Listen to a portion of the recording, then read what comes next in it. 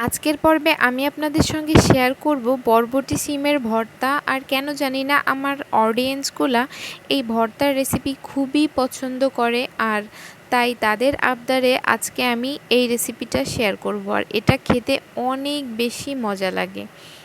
আর ভর্তাটা তৈরি করার জন্য প্রথমেই আমি বেশ কিছু তেল দিয়ে দিয়েছি। এখানে আমি সয়াবিন তেল ব্যবহার করেছি। এরপরে এখানে আমি দিয়ে দিলাম কয়েকটা শুকনো মরিচ, সেটা একটু লাল লাল করে ভেজে নিব।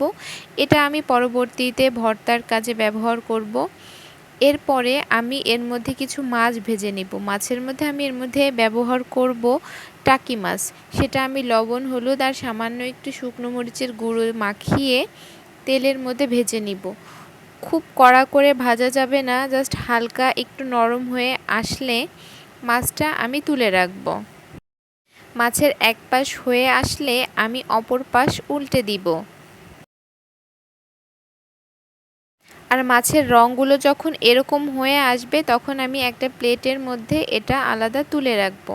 পরবর্তীতে আমি এটা ভর্তার জন্য ব্যবহার করব। এরপরে ওই তেলের মধ্যে আমি দিয়ে দিয়েছি অনেকগুলো রসুনের কোয়া। এখানে আমি দেশি রসুনের কোয়াগুলো ব্যবহার করেছি। এরপরে কিছু কাঁচা মরিচ দিয়ে দিলাম, যেটা কিনা আমি মাঝখান থেকে কেটে নিয়েছিলাম। তারপরে আমি একটু সময় এটা নাড়াচাড়া করে নিব।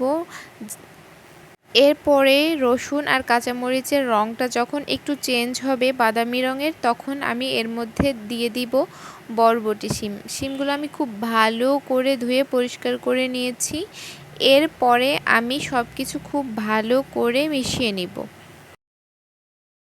আর এই ভর্তাটা করার জন্য অবশ্যই চুলার আঁচটা হাইতে রাখতে হবে, তা না হলে ভর্তার রঙটা একটু অন্যরকম হয়ে আসবে। এরপরে কিছু সময় ভেজে নেওয়ার পরে আমি এর মধ্যে দিয়ে দিলাম লবণ।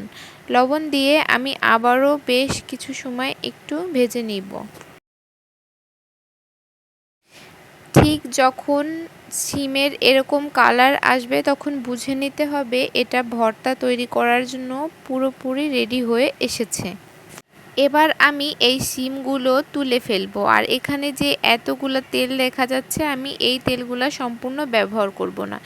এরপরে আমি শিলপাটার মধ্যে এই সিমগুলো খুব ভালো করে বেটে নিব।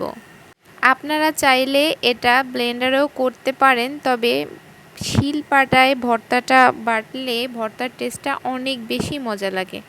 আর আমি আগে থেকে যেই মাছগুলো ভেজে রেখেছিলাম সেটার কাটা বেছে আমি খুব ভালো করে বেটে নিয়েছি। এরপরে একটা প্লেটের মধ্যে সমস্ত ভর্তা নিয়ে নিলাম। তারপরে দিয়ে দিলাম পেঁয়াজ কুচি, তারপরে দিয়ে দিলাম যে শুকনো মরিচ ভেজে রেখেছিলাম সেগুলো, আর দিয়ে দিয়েছি সরিষার তেল। এখানে আমি লবণটা অ্যাড করিনি, আপনাদের যদি লবণটা লাগে তাহলে অবশ্যই চেক করে নেবেন। আর এই তো দেখুন কত সহজে আমি তৈরি করে ফেললাম এই মজাদার বরবটি শিমের ভর্তা। আর আজকের এই ভর্তার রেসিপিটি আপনাদের কাছে কেমন লেগেছে অবশ্যই জানাবেন। আর ভালো লাগলে লাইক, কমেন্ট এবং শেয়ার দিয়ে পাশে থাকবেন। সবাই ভালো থাকবেন। আল্লাহ হাফেজ।